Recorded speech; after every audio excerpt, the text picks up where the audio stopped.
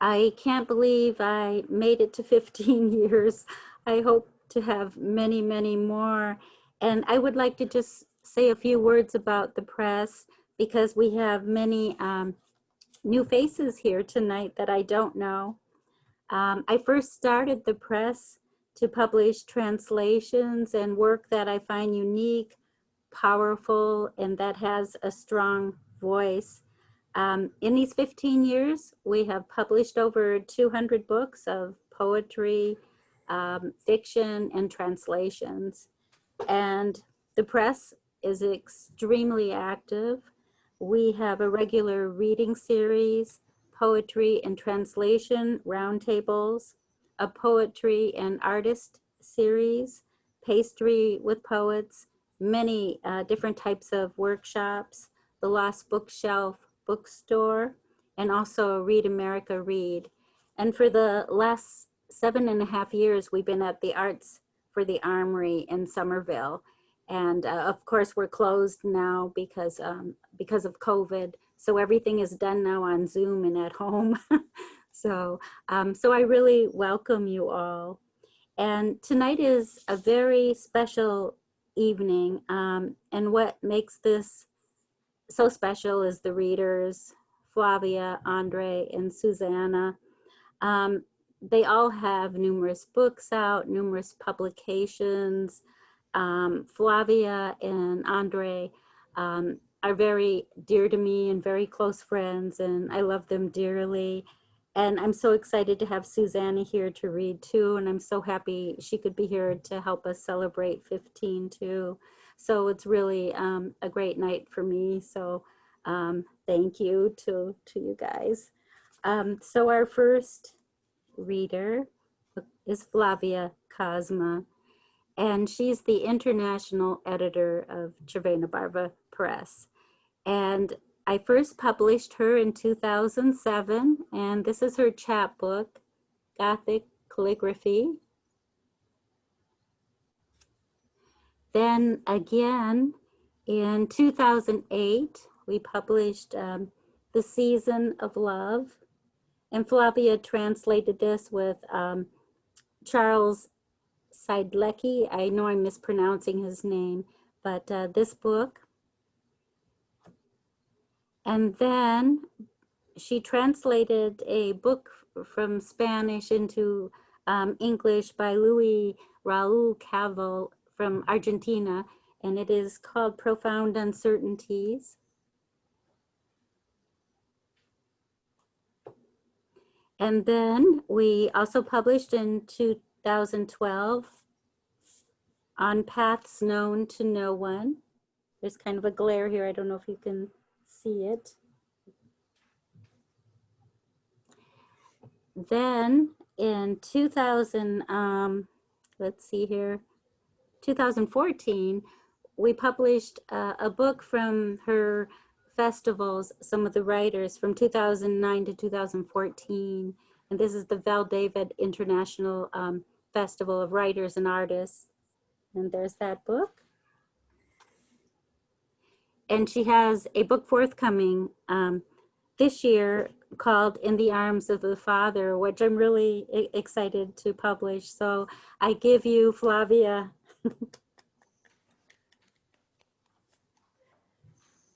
Thank you very much, dear Gloria Mindock. It's an honor for me to be reading here, especially for the 15th anniversary of Cervena Barva Press, which we all know is doing great. In 15 years, it grew a lot. And yes, I want to thank all my friends who came around. Actually, they are from all over the world. It's Miriam from Peru. It's Alejandro and Maria from Argentina. It's Analia da Porta from Argentina. There are from Canada, Maria Caltabiano, Luis Carson from the region of Quebec, and there are some from Toronto. Anyway, and there are friends that I just met now. So I just want to say that this particular book, In the Arms of the Father, won the third prize in the John Dryden translations competition in England. And now I am so excited. It will be published by Cervena Barva. So I'm going to read from this book a few poems. Solitude. I could have copied the thousands of sentences, wisely conceived, written or uttered throughout history. I could nourish myself on the sap of millions of flowers, carefully painted or sculpted in the gardens of Eden. But I want to inscribe on the blank page granted me thoughts untouched by stellar dust, whispers dreamed only by myself, distinct, important days, morning solely mine on the calendar. I want to be alone in the blue shade of the storm, under ever-traveling skies, with my bare soles to caress the heads of saints sleeping in prayer, who sometimes through earth and air will breathe strength, a sweet and gentle breeze from their minds into my savage blood.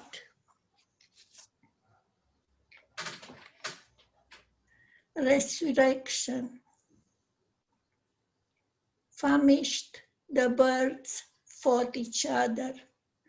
They had eaten half of the moon, but it wasn't enough. With stars and round symbols, the day slowly passed through night. Powerless, I stood into the light, with all my dreams in my eyes, undreamt, and with time on my shoulders. Sleep, like a pitiless stone, spoke to me about death. My man, my tree. Hold me by the hand, man tree, tree man, as though protecting a lost child, protect me. Let me drink quickly from your painted palms, painted green, painted red, painted in spring colors. Let me drink your sweet wine, your wormwood wine, your happy tears, your bitter tears. Man tree, tree man, weave me tightly into the magical threads of your roots. Bury my words and my fear in your wholesome silences. The sleepy lullaby, the gentle lullaby, let it softly heal both my heart and my wing.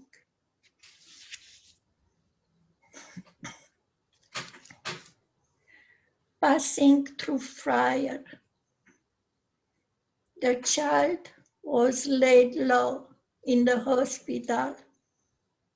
He passed through fire, and no one could take the fire away from his shoulders. The child died in the hospital. The sun trickled drop by drop into the sea. In the end, when all of this went down, I saw the child on the other side. He wasn't a child anymore, but wasn't himself either. It was somebody who had passed through fire, and he was alone.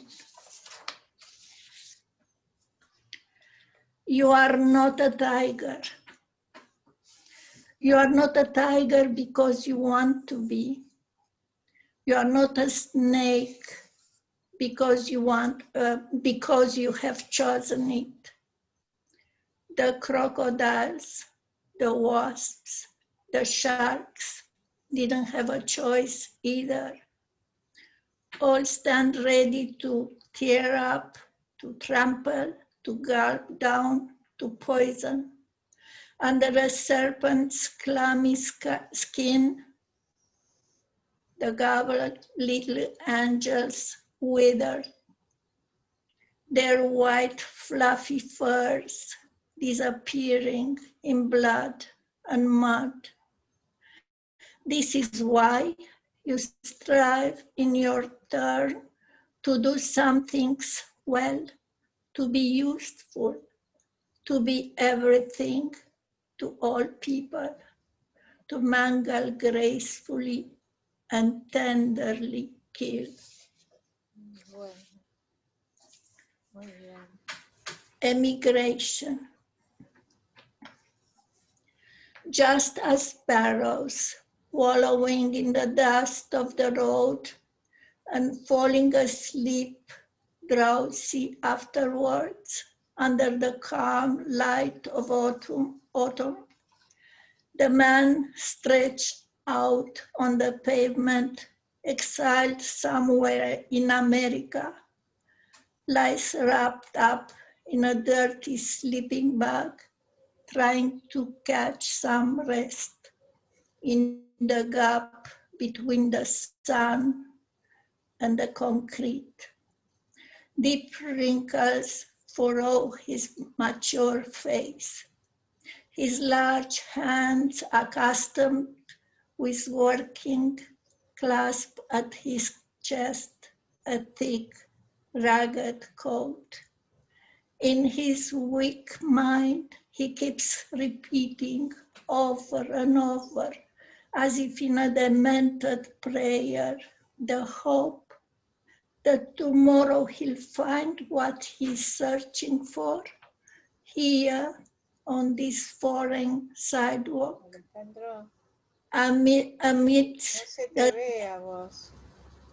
Amidst the shining and glassy high-rises of the metropolis, with the dream about a new life crumpled at his feet.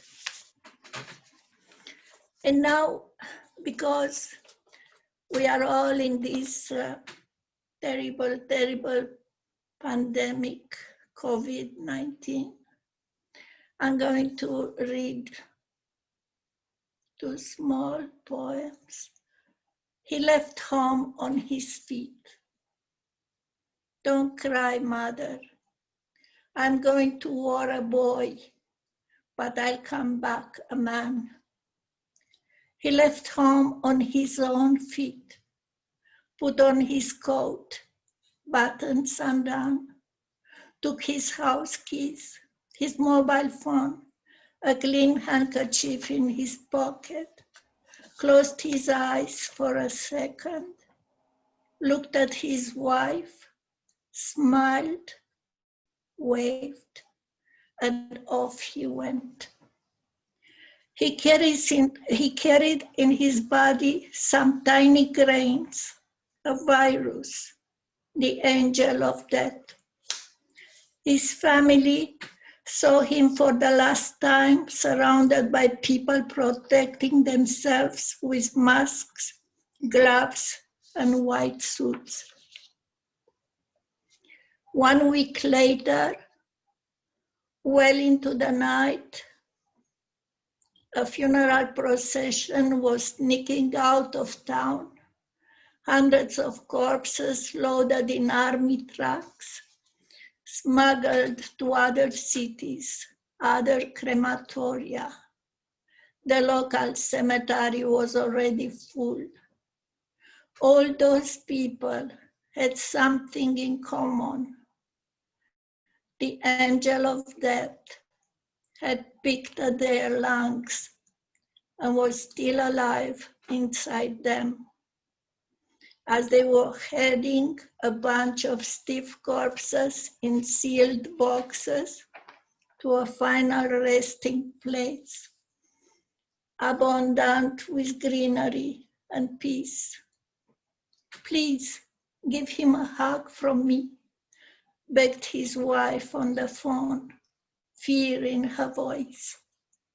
Don't worry, replied the nurse, rubbing her scalded hands with 70% alcohol and washing them again with hot water and huge amounts of soap.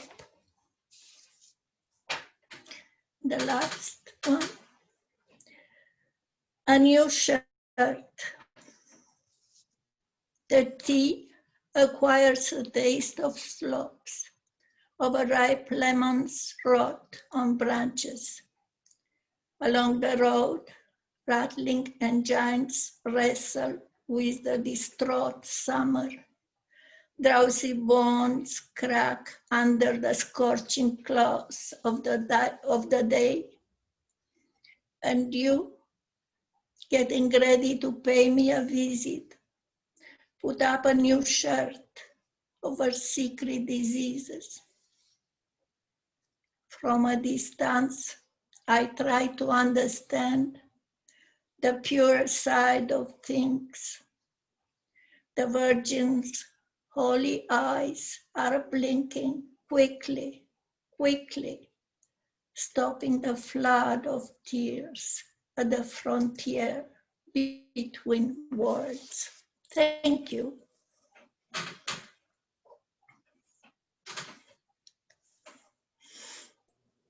Thank you so much, Flavia. Thank you. Thanks. Our next reader is Andrey Gritsman, and Andrey is contributing editor for the press. In 2010, we published Live Landscape, and here it is here.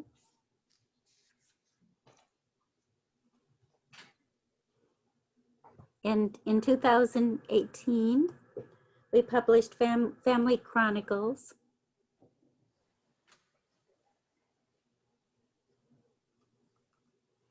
And Andrey also publishes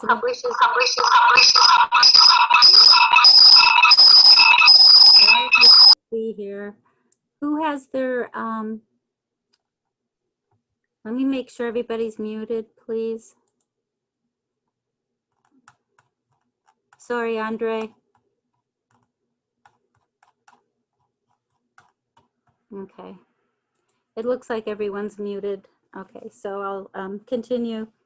So Andrey runs a poetry series and a magazine called Interposia, and it is in Russian.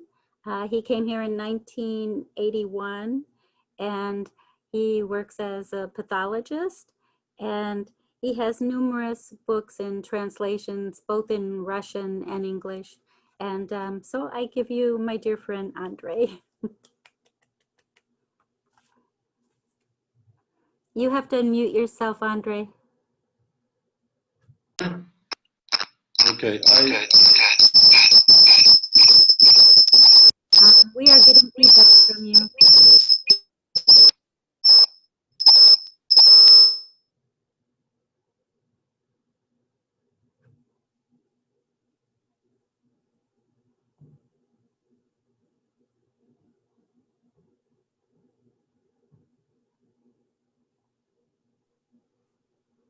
Did we lose you? Okay. Can you hear me now? Yes, but we Okay. can't. We cannot see you. Oh, there you are. Okay, you're fine. Okay, I'm fine.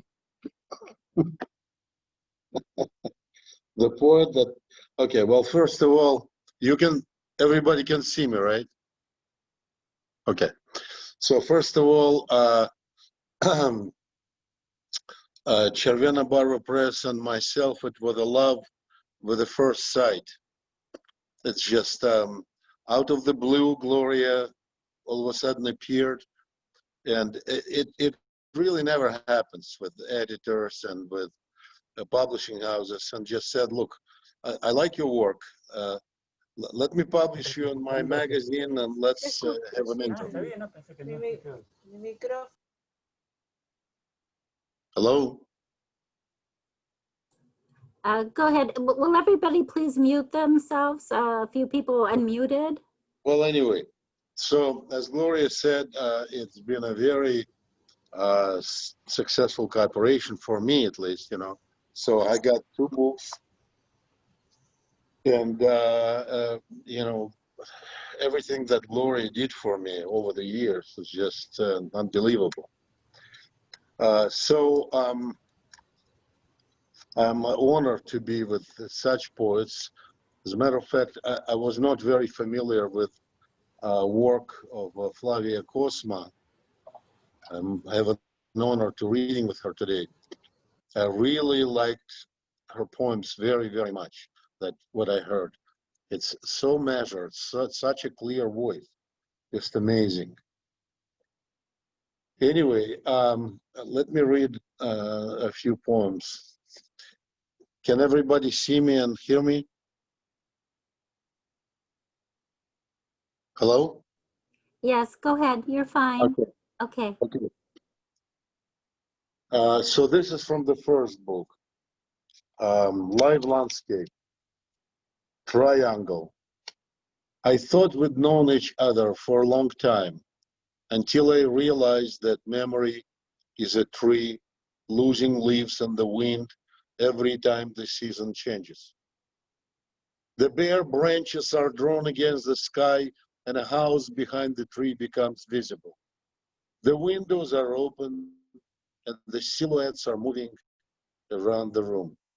Then they leave, one after another, and what's left is the coffee cup on the table, a cigarette burning, pale TV screen, and black and white picture of a woman in a bonnet on a magazine stand. It's quiet.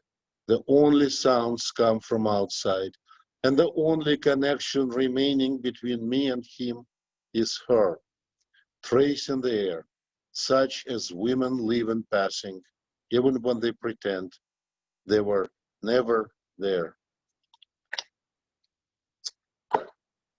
Now a few new poems, and at the end I will read a couple of poems from the last book, recent book, Family Chronicles. Warning: static and dead air on incoming calls. You will experience silence while you're waiting for the next available operator. Your call may be monitored for quality assurance purposes unless dead and static air interferes with your communication. Anything incoming may not be transmitted due to current conditions. In the meantime, please be aware that proper entities are working to restore favorable conditions. Be advised to be alert and prepared for immediate change of circumstances. All assigned personnel should remain at their present locations and await further instructions. All non-essential personnel should proceed to the designated areas, avoiding static and dead air at all costs. Everybody who worked in some company or corporation knows where it's coming from. White lies. I live my life by white lies, and poetry is white lies. Second language is white lies also, as well as the first. But language is the only way to hide love, white, black, transparent, or otherwise invisible. So, all day long, all life long, I say white lies to hide my love. In fact, I never know to whom.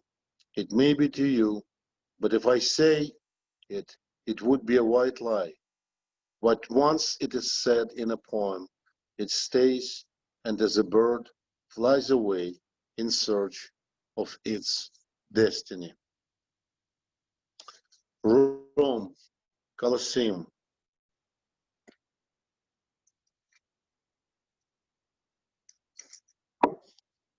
Geometry of death, sun-blasted oval, sun-blasted stone, stale bread, a song of wind long gone to the groves of memory. Interlacement, entwinement on the twilight of the valley, a tourist trap by day, cemetery of stone at night. Now we know, salt on the soil of Carthage, salt beneath Masada, they had sailed on the sails toward nothingness of the bloodhounds of dead Caesars to the dead end. We float on the somnolent siesta of Italian shadows in the courtyard past its fresh sauce of the ancient recipe, like sun, blasting impartially, blissfully, melting makeup on the mask of a face, of a lively tour guide of the Berber origin.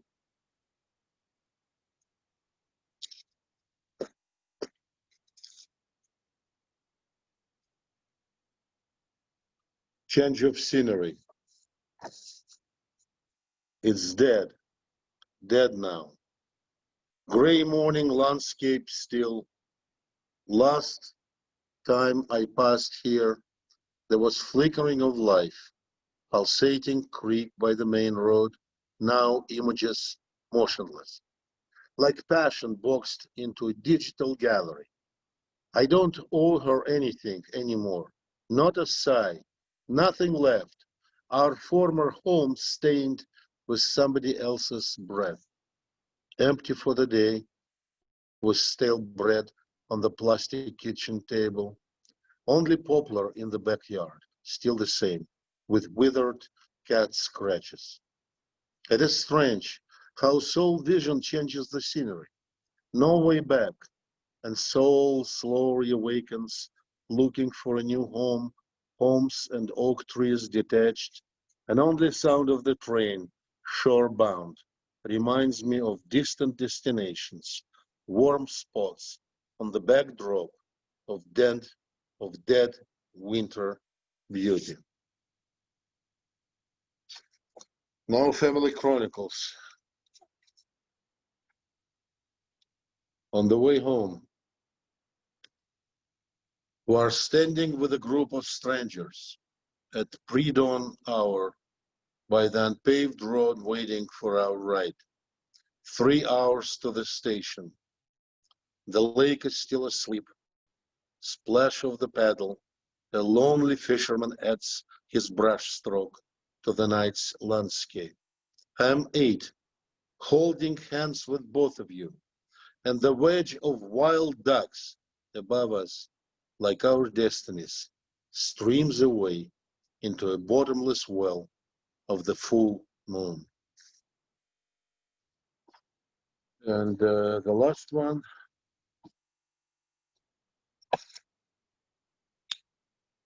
This is a test. This is only a test. I hear on the radio on the way to work, driving by the mall, shallow river with ducks, vacant lot, family restaurant, timberland billboard. This is only a test. I hear passing the scattered woods, smashed little animals on the highway. This is a test, I think, is transmitted from the clouded, dentate island of the city, rising on the horizon. This is only a test. I hear the voice whispering as I pass roadside shops, the school building, her standing in the entrance by the statue of a boy with horn at his mouth. She still has my book. She looks the same as when I left her. This is only a test. I hear and see my grandmother standing in the phone booth, her eyes alert, nodding, calling me. It's dinner time and it's getting dark, and I still hear my own voice. This is a test. This is only a test. Thank you.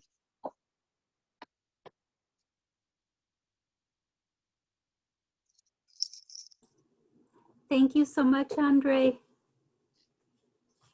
And our next reader is Susannah Simpson. And we published in 2016 her book, Geography of Love and Exile.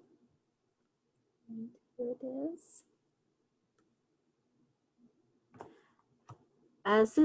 Susannah grew up in Kabul, Afghanistan, and she also speaks Farsi, and she works as an expressive writing specialist in West Palm Beach. And so I give you Susannah. Thank you, Gloria, and thank you to Cervena Barva Press for publishing my book and doing such a beautiful job of publishing it. So I know it's a surprise that this would be a book about poems of place with the title Geography of Love and Exile. So what I'm going to do is read a couple of poems about Afghanistan. My family was able to travel to Afghanistan and live there in the 50s and 60s, and so I'm going to read a couple of poems about that. Silk Route. In the 50s, my mother and father scoured the bazaars of Kabul for rugs and brass lamps. They uprooted 2 half-grown daughters and a baby to follow the Silk Route, live among heathens, according to my grandparents, and to sleep in the cradle of Himalayan peaks. My father collected stringed instruments and their stories. He bartered with shepherds and shopkeepers, nomads and soldiers, for sarongs, tambours, and rhubobs.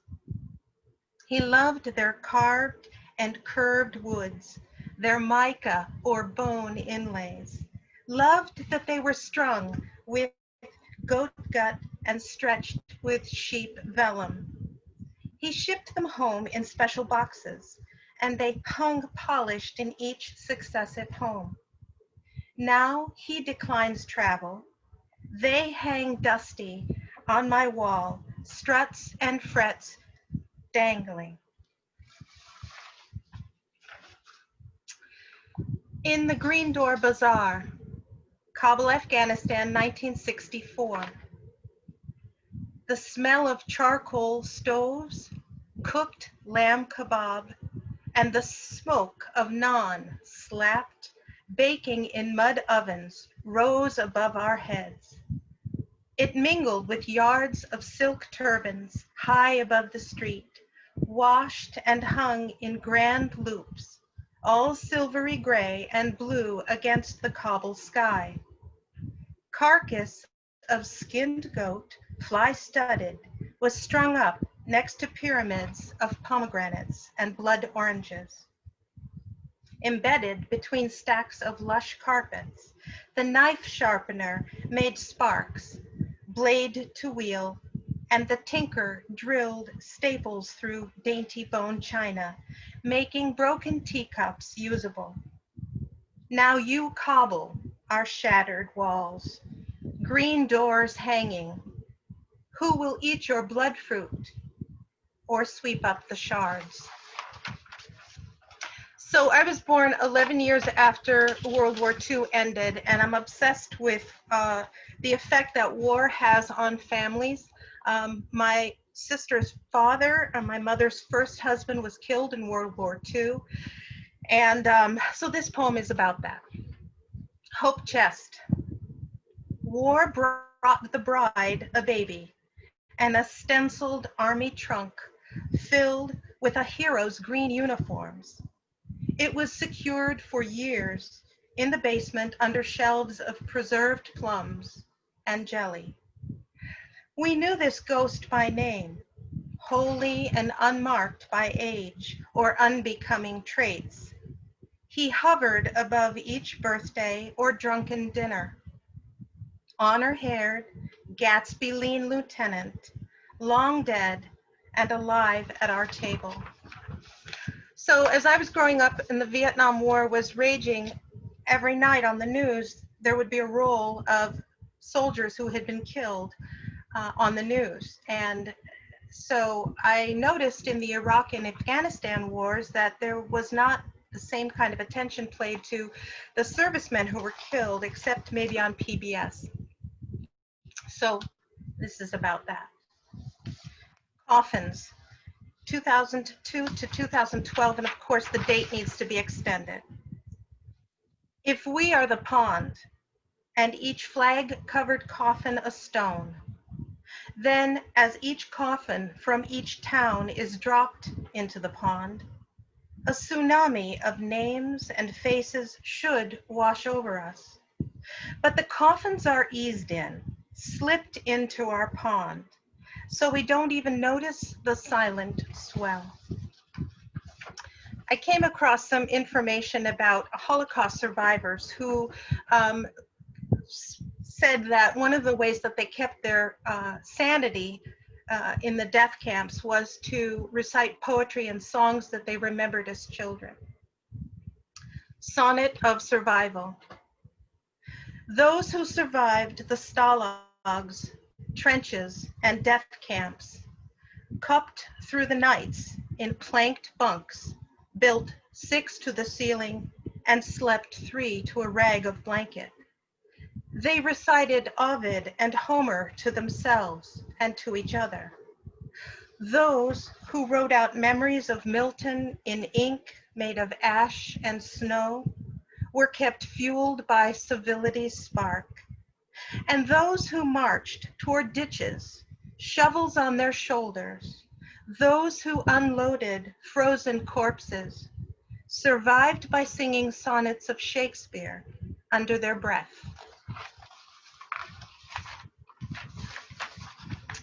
So at one point in my life, I realized that my dream of having a child wasn't going to happen, and this is about that. Lily. I rub an unguent of calendula, balsam fir, and beeswax onto my belly and into the small of my back. There will be no child this month. I know this, but still, under a full moon, sometimes I will choose her name. And then to lighten it up a bit, this is for my poet friends. Literary Lasciviousness, Love Sonnet number 57,872. First, we'd have a cup of T.S. Eliot in a London bookshop, and I would notice your cufflinks, your civilized buff nails, and the crisp part in your Pantene hair. But I know it would move very swiftly, Jonathan. It would disintegrate to me slathering you with Shakespeare, measuring your Dickinson against my Virginia Woolf. Then we would be discovered bucking under a Bukowski line that would blow your mind, and I would lick Lee Poe off your lower lip and want to Faulkner you until you are incoherent and rambling into the night. And I have just a couple more. I have a what I call a revenge poem. So these are new enough to close with a poem from the book. So this is a revenge poem, and it's called You and Me and Lionel Richie. It was '86, all night long on the radio. Lionel wore tight, shiny black pants and a red ruffled shirt for the MTV video. He danced frantically, thrusting his hips in awkward directions while he threw his arms up akimbo. But that Caribbean beat moved me into the center of your sparsely furnished room. I remember it as white, all white. White gauze curtains, white shelves, and bleached shells which you sketched. You smoked as you watched me dance, always braless and barefoot in those days. My feet slid across the bare wood floor. You bought a garnet ring redeemed with Pantry Pride stamps, shopper's choice if you spent $50. It was either that, a sad completion china set, or thin guest towels. We, the ring, and Thanksgiving went to DC. We announced to family You met my Gram and my brother too. Your Tupelo honey charm camouflaged clear smoke signals from the hill, the bitter bile and dark humors of your blood. Soon enough, what drew us together vanished, evaporated, and left you screaming from a car window as you forced me off the road with my new bow. Months later, in the post office, you stopped me and said, "Well, you sure ain't no raving beauty." 20 years later, you reach out on Facebook. You are dying, your esophagus eaten away by caustic thoughts. I send art supplies. It is rumored you painted and sketched all night long, even in your deathbed. And I have two more. This is Reprise. He remembers the press of my young thigh against his cheek, remembers the scent of my bed and the sounds of my sighs. He recalls the curve of my hip clad in black satin, and remembers a halo of my hair under lamplight. He translates the song of the dragonfly, whale, and bee, and reorders the architecture of clouds above me.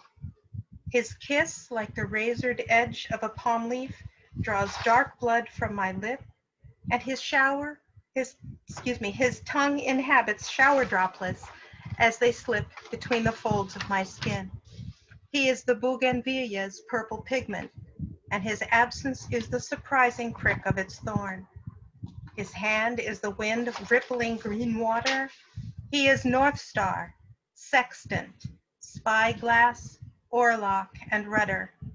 In his wake, cataclysmic waves capsize, beach this vessel. And my last poem is from the book, and it's called Fly Fishing and Poetry. Down beyond the road, two men are fly fishing in the Susquehanna. I watch them from the bus window as we drive along the river. I can see their rods whip like wands, casting spells above their heads. These two are hip deep in green November water, their hats pulled low around their ears. I too wish to be immersed hip deep in green pleasure, to cast the filament above my head, to have every silky line arch, then disappear beneath the still surface, assured that eventually the words, the fish, will come. Thank you very much.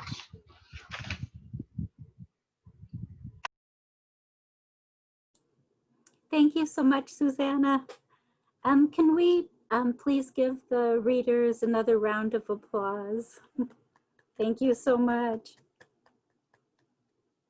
And thank you everyone for coming tonight and celebrating with me. And I wanted to say tomorrow is our last reading. We've been doing readings every night almost for 2 months. So it's going to feel very strange to me not to have a reading. I can't believe I did such a thing, but it's been really a blast and absolutely wonderful. So tomorrow with our last one, we have Lloyd Schwartz, Claudia Seria, and also, oh God, I forgot the third person. It escapes me, but anyway, we do have a great lineup for tomorrow night. So I hope you will join us at 7. And again, thank you so much, everyone. And I will stop recording. And if you want to talk a few minutes to the readers, that would be fine. And thank you so much.